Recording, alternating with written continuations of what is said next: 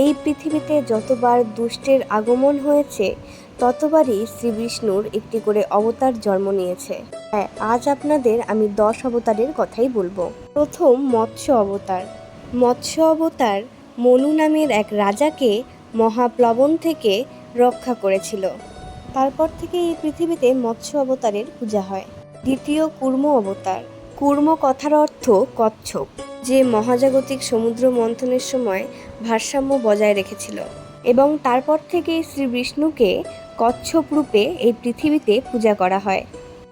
তৃতীয় বরাহ অবতার। বরাহ কথার অর্থ শুয়োর, যে মহাজাগতিক সমুদ্রের গভীরতা থেকে এই পৃথিবীকে উদ্ধার করেছিল।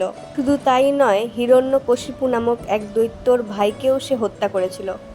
চতুর্থ নৃসিংহ বা নরসিংহ অবতার। নরসিংহ কথার অর্থ নর অর্থাৎ মানুষ এবং সিংহ অর্থাৎ প্রাণী। নরসিংহ অবতার এই পৃথিবীতে এসেছিল হিরণ্যকশিপু নামক এক দৈত্যকে বিনাশ করার জন্য। মহাবতার নরসিংহ একটা মুভি বেরিয়েছে, যেটা খুবই সুন্দর, চাইলে দেখে আসতে পারেন।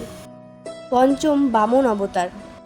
সেই বামন যে রাক্ষসের রাজা বালিকে প্রতারিত করেছিল এবং সেই রাক্ষসকে পাতালে পাঠিয়েছিল। ষষ্ঠম অবতার পরশুরাম। কাঠারধারী এই যোদ্ধা এক দুষ্টকে পরাজিত করেছিল।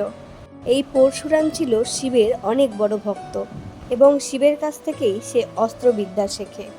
সপ্তম অবতার রাম। হ্যাঁ, আমি সেই শ্রীরামের কথাই বলছি, যে সীতাকে লঙ্কা থেকে উদ্ধার করেছিল এবং সে পিতৃয়াদেশে 14 বছর বনবাসেও ছিল। অর্ধাঙ্গিনীর প্রতি ভালোবাসা এবং প্রজাদের প্রতি শ্রদ্ধা দেখে সবাই তার প্রেমে মুগ্ধ হয়। শ্রীরাম বিষ্ণুর সপ্তম অবতার। অষ্টম অবতার শ্রীকৃষ্ণ।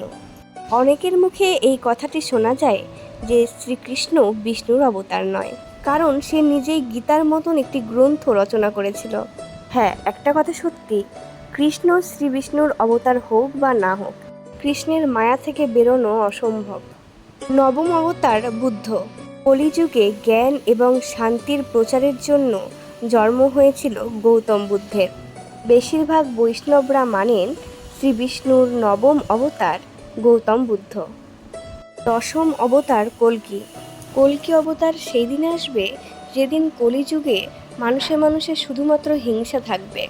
পুত্র পিতাকে হত্যা করবে বা পিতা পুত্রকে হত্যা করবে। সেই দিনই কল্কি অবতারের জন্ম হবে এবং পুরাণে লেখা আছে যে সাদা ঘোড়ায় করে আসবে এই কল্কি অবতার। দেখতে হবে অনেকটাই উগ্র এবং তার শরীর থেকে আলোক রশ্মি বেরোবে।